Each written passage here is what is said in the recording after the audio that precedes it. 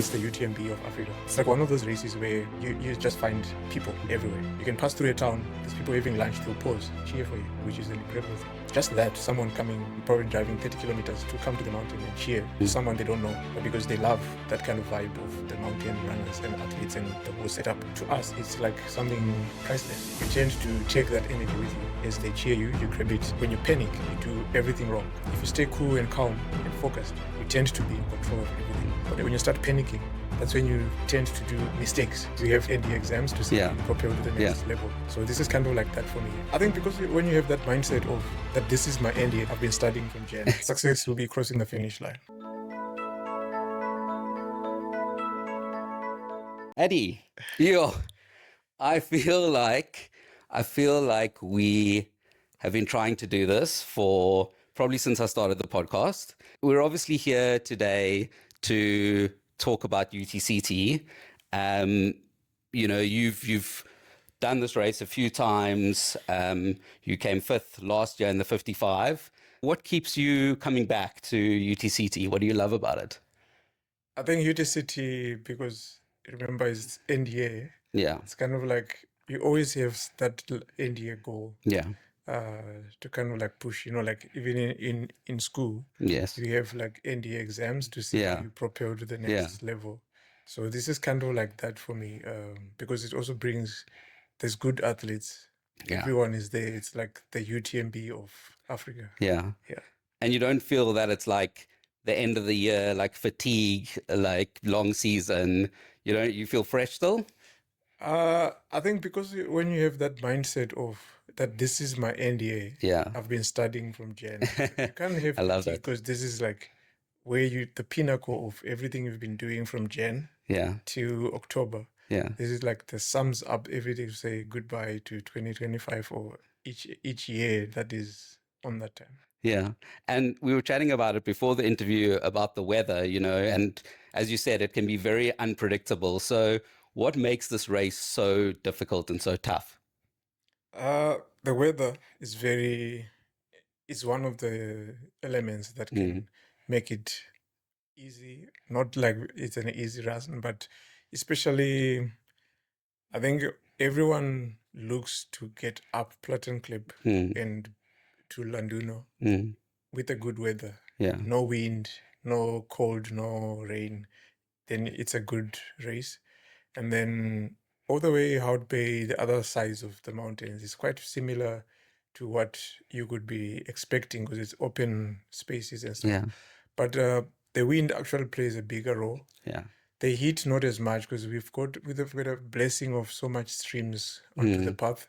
But for me, the cold is always kind of like I can't really figure out what can I do or what execution on that part. But as long as I'm warm, and the heat is actually like movable. Yeah. And what is your strategy for that kind of unpredictable weather? Is it like aid station to aid station and then kind of reevaluate? Yes.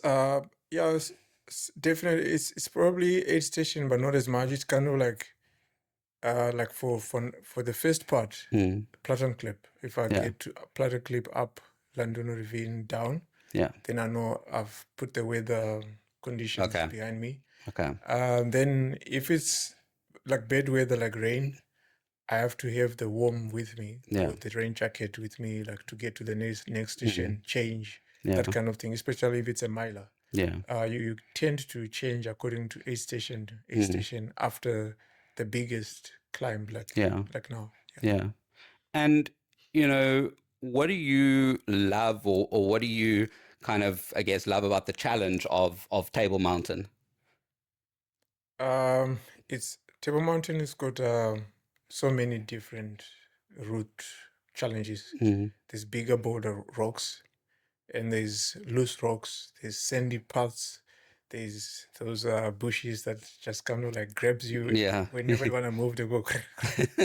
So it's mixed with all certain different terrains. Yeah. So that's the thing that I love about it. And then you kind of like focus and you get in tune on what you are at that moment. And then you know that around Silver Mine, it's going to be runnable with those sandy kind of paths. But when you're Like, for instance, Lion's Head is very rocky. Yeah. Signal Hill around, then you come back to Kloof Corner, just steep climb, stairs, there's people, and you run on the contour to get to Plateklip. You know, it's like big rocks. Yeah. It's probably hiking time. So that kind of like you have to switch on. And then when you're on the top, you run on those wooden pellets to the bottom. When you've done that, then now you take a breather and you know, okay, there's going to be a beach, there's going to be Southern Peak, all those, which is kind of like different. Yeah. So you stay tuned to what's coming and you stay alert, how to save energy and to the next point. Yeah. I love that you know the whole course, you know what you're going to do when you've studied it, as you say, like the end of your exams. Yeah. I love that like analytical approach. But then in the race, you look so calm and so collected. How do you kind of balance that, you know, that analytical, as you say, staying in the moment, staying present, but then also, you know, running the race as it comes at you? So it's mostly just to stay focused and enjoy with everyone you are with at that moment. Yeah. You can be behind someone, you can be in front of someone, but that moment of that range, if you just switch on and focus, you stay as calm as you can. Because I've learned that because in UTMB when I was there was one message from Tom. He said, when you panic, you do everything wrong. Yeah. So if you stay cool and calm and focused, you tend to kind of like be in control of everything. But when you start panicking, that's when you tend to do mistakes of every situation. It can be nutrition, it can be the pace, it can be anything. But if as long as you just stay calm and collective and enjoy the moment you are at that part, then I think you can actually move nicely. Yeah. And what do you love about like the community, the volunteers, about that kind of aspect of UTCT?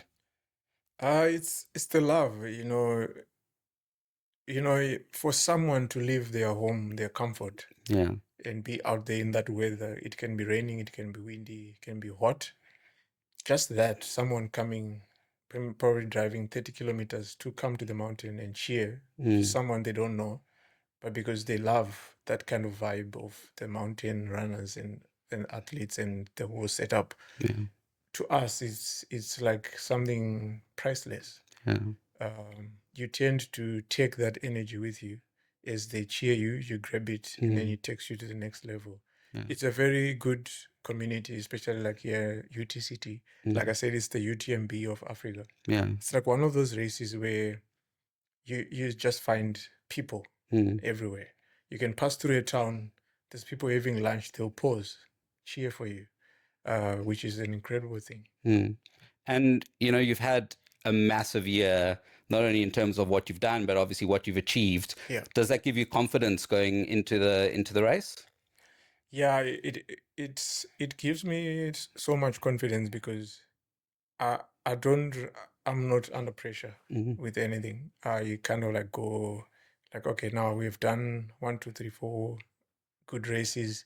Certain races didn't come as I wanted, but they were all good races in terms of I didn't come out injured or I didn't come out, even though you may fall and come back up and run again, but it wasn't like a disappointment to me. So I feel like this one, going into Cape Town, there's not much pressure for me. Just like it's ticking the next box as the year closes.